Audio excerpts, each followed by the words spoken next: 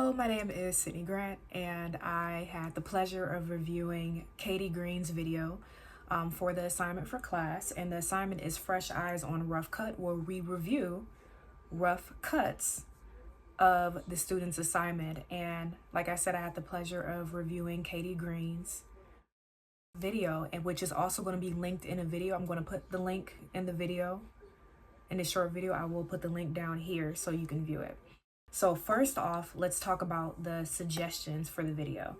I wish that the video had more folklore to give some means of like a background story and context through the audio elements. With this video, it's silent. I'm not sure if it's a silent film, but I'm very curious to see how it's going to blend in with the genre. The video that Katie Green created seemed like it was a horror first-person view video game type of film. I love the acrylic nails that was shown, just like it was just a person's hand, and seemed like it was first-person viewage, like a video game. And you can clearly tell it's horror because it's set in a older, like an antique graveyard. It was very, very scary.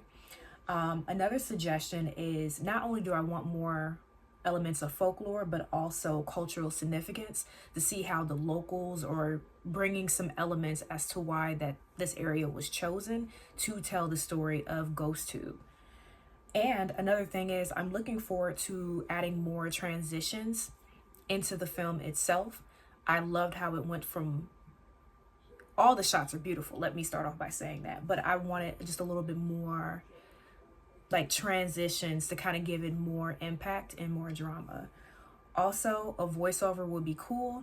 And then also, I'm going to include the picture here. It was a small like black shot from 38 seconds to 39 seconds.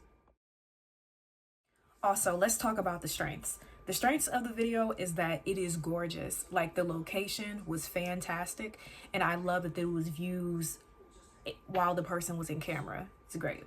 And then another thing is the usage of lighting. I love that you can see the sunlight beam into each shot.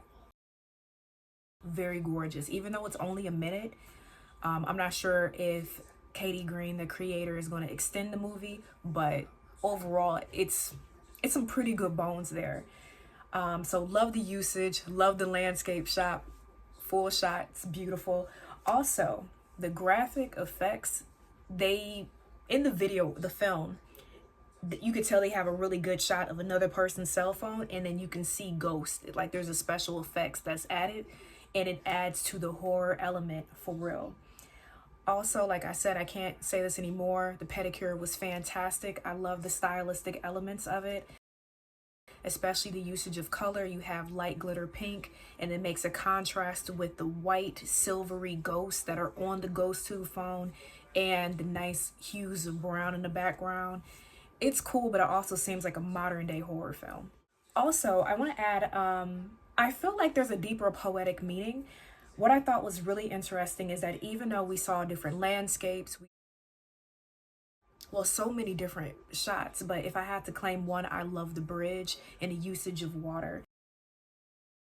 But the reason why I think it would be a deeper poetic element to it is that the person who filmed it gave distance to the grave. I didn't think that they were disturbing the grave.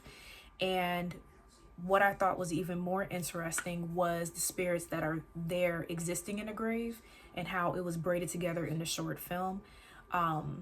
Definitely gave a horror element, but at the same time, there was a lot of distance. It felt like a video game, like a mission to a video game. Storytelling. I'm not sure if the movie's called Ghost Tube, but I'm just gonna call the film Ghost Tube.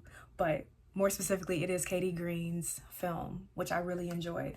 So the Ghost Tube inclusion was definitely interesting, and it was surprising because we only had a short period of time to put these films together.